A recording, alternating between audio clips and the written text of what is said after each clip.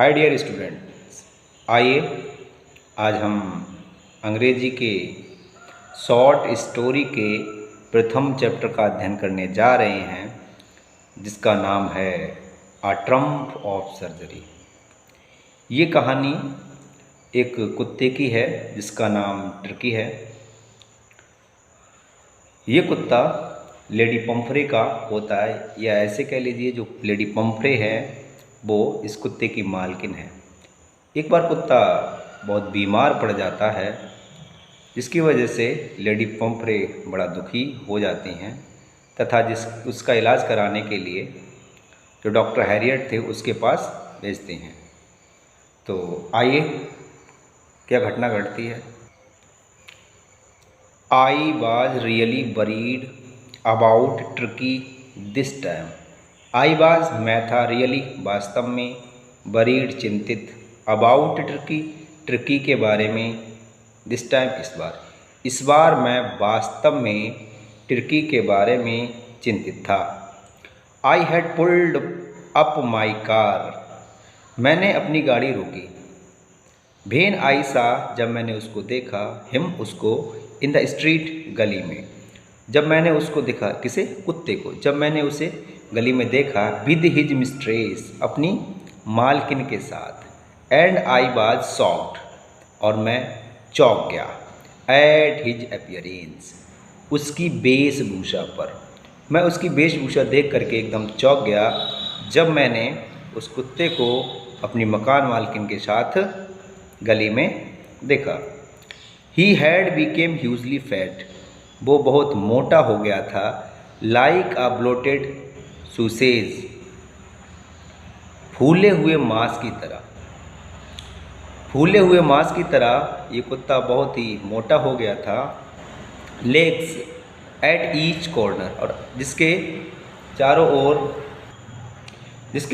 ओर या चारों कोनों पर टांगे लगा दी गई हों।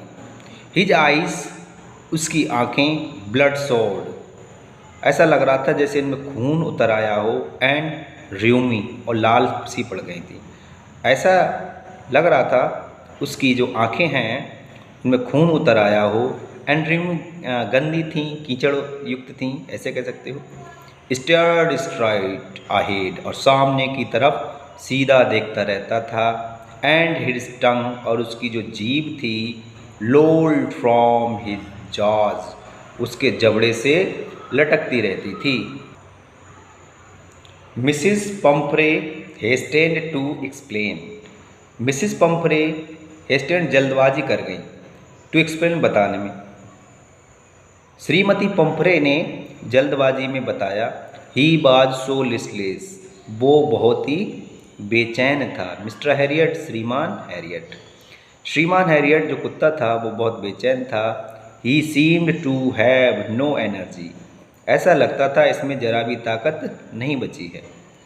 आई थॉट, मैंने सोचा, he must be suffering from malnutrition, कि ये जो कुत्ता है वो निश्चित तौर पर कुपोषण से पीड़ित है। So I have been giving him, इसीलिए मैं उसको दे रही थी, सम लिटिल एक्स्ट्रा, कुछ अतिरिक्त, बिटवीन मील्स, भोजन के बीच में, टू बिल्ड हिम अप, उसे मजबूत करने के लिए। उसे मजबूत करने के लिए मैं उसके लिए खाने के बीच में कुछ ना कुछ अतिरिक्त दे देती थी। सम माल्ट, कुछ माल्ट दे देती थी खाने को। एंड कोल्ड लीवर ऑयल दे देती थी। And a ball of Horlicks, और एक कटोरा भरकर हॉर्लिक्स दिया करती थी, एट नाइट, रात को, टू मेक हिम स्लीप, ताकि वो सो सके। ठीक है। नथिंग मच रियली, वास्तव में ज़्यादा कुछ नहीं। And did you cut down on the sweet things, क्या तुमने उन चीज़ों को कम कर दिया जो मीठी होती हैं, अर्थात क्या तुमने मीठी चीज़ों को खिलाना कम किया। एज आई टोल्ड यू, जैसा कि मैंने तुम्हें बताया था, तो क्या तुमने मीठी चीज़ों को खिलाना कम किया। ओ हाँ, I did for a bit, हाँ कुछ किया। What he seemed to be so big, लेकिन वो कुत्ता इतना कमज़ोर दिख रहा था। आई हैड टू रिलेंट, कि मुझे उस पर दया दिखानी पड़ी, या मैं अपने आप को नहीं रोक सकी। He does love cream cakes, उसे क्रीम केक्स बहुत अच्छे लगते हैं। एंड चॉकलेट्स सो, और चॉकलेट बहुत अच्छी लगती है। I can not bear to refuse him, मैं उसे खिलाने से नहीं रोक पाई। I looked down again at the little dog, मैंने फिर से उस कुत्ते की तरफ देखा। दैट वाज द ट्रबल, वो परेशानी में था। Tricki's only fault was greedy, Tricki का केवल एक ही दोस्त था, ग्रीड, लोभी होना। अर्थात वह कुत्ता लोभी था, खाने पीने का बहुत शौकीन था।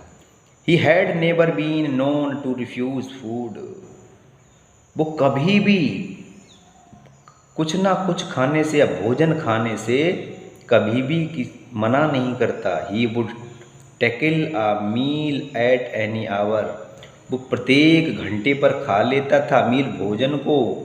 ऑफ द डे, दिन में, दिन के किसी भी घंटे उसको भोजन खिलाया जाता तो वो खा लेता। और नाइट, या फिर रात में, रात होती चाहे दिन होता, किसी भी घंटे उसे कुछ खिलाया जाता तो वो खा लेता। एंड आई वॉन्डर्ड, और मैं आश्चर्यचकित था, अबाउट ऑल दी थिंग्स, उन चीज़ों के बारे में मिसिस पम्परे हैड नॉट मेंशन्ड, जिन्हें मिसिस पम्परे ने नहीं बताया। उन चीज़ों को लेकर मैं ज़्यादा चिंतित था जिसे मिसिस पम्परे के द्वारा नहीं बताया गया था। Are you giving him plenty of exercise, क्या तुम उसे खूब एक्सरसाइज करा रही हो, व्यायाम करा रही हो? वेल, अच्छा। He has his little walk with me, वो मेरे साथ थोड़ा बहुत टहल लेता है। एज यू कैन सी, जैसा कि तुम देख सकते हो। वट हॉकिंग्स, लेकिन जो हॉकिंग है, द गार्डनर, माली, लेकिन मेरा जो माली है हॉकिंग, has been down with lumbago, वो अभी बीमार पड़ गया है। क्या पड़ गया है? बीमार पड़ गया है, अर्थात उसे लम्बैगो हो गया, कमर का दर्द हो गया। So there has been no ring throwing lately, इसीलिए हाल ही में जो रिंग थ्रोइंग गेम होता है वो भी नहीं हो रहा है। I tried to sound severe, मैंने अपनी आवाज़ को सख्त किया, अर्थात मैंने थोड़ी नाराज़गी दिखाई। Now I really mean this, मेरा वास्तव में अब कहने का तात्पर्य है। If you do not cut his food right down, अगर तुमने तुरंत इसका खाना पीना कम नहीं किया, and give him more exercise, और खूब एक्सरसाइज नहीं कराई, he is going to be really ill, तो वास्तव में ये बीमार पड़ जाएगा। You must harden your heart, तुम्हें अपना हृदय सख्त रखना पड़ेगा। And keep him on a very strict diet, और बड़ा कंजूसी से उसे खाना खिलाना पड़ेगा, अर्थात बहुत कम खाना खिलाना पड़ेगा, भोजन कराना पड़ेगा। मिसिस पम्परे रंग हर हैंड्स, मिसिस पम्परे, श्रीमती पम्परे ने अपने हाथों को मला। ओह आई विल, हाँ मैं ऐसा करूँगी। मिस्टर हैरियट, श्रीमान Harriet, I am sure you are right, हाँ मैं निश्चित तौर पे ये कह सकती हूँ कि तुम सही कह रहे हो। What it is so difficult, लेकिन ये बहुत कठिन है। सो वेरी डिफ़िकल्ट, बहुत बहुत कठिन है। सी सेट ऑफ हेड डाउन, उसने अपना सिर झुका लिया। अलॉन्ग द रोड, रोड से नीचे। As if determined to put the new regime into practice immediately, जैसे कि वो अभी तुरंत दृढ़ संकल्पित हो गई हो उस कुत्ते को अभ्यास कराने के लिए, व्यायाम कराने के लिए। आई वाच्ड, मैंने देखी, their progress with growing concern, मैंने बढ़ती हुई चिंता के साथ उनको जाते देखा। Tricki was tottering along in his little tweed coat, जो ट्रकी था वो लड़खड़ाते हुए चल रहा था अपने उस कोट को पहने। He had a whole wardrobe of these coats. इस तरह की कोटों से उसकी एक वार्डरोब भरी हुई थी, यानी अलमारी भरी हुई थी। फॉर द कोल्ड वेदर, अर्थात ठंडे मौसम के लिए उसके पास अलग कोट थे। एंड अ रेन कोट, और एक बारिश का कोट था। फॉर द वेट डेज, बारिश के मौसम के लिए। बारिश के मौसम के लिए एक रेन कोट था, और ठंड के मौसम के लिए को जो गर्म कोट होते हैं वो था। He struggled on dropping in his harness. वो जो कुत्ता था वो बड़ा कठिनाई के साथ आगे बढ़ रहा था। आई थॉट, मैंने सोचा, it would not be long before I heard from Mrs Pomfrey. मैंने सोचा कि ज़्यादा समय अब नहीं बीतेगा कि तो पंफ्रे मुझसे संपर्क करेंगी, अर्थात मुझसे बात करेंगी। The accepted call came with in a few days. जैसा कि मैं उम्मीद कर रहा था तो कॉल कुछ दिन के बाद आ गई।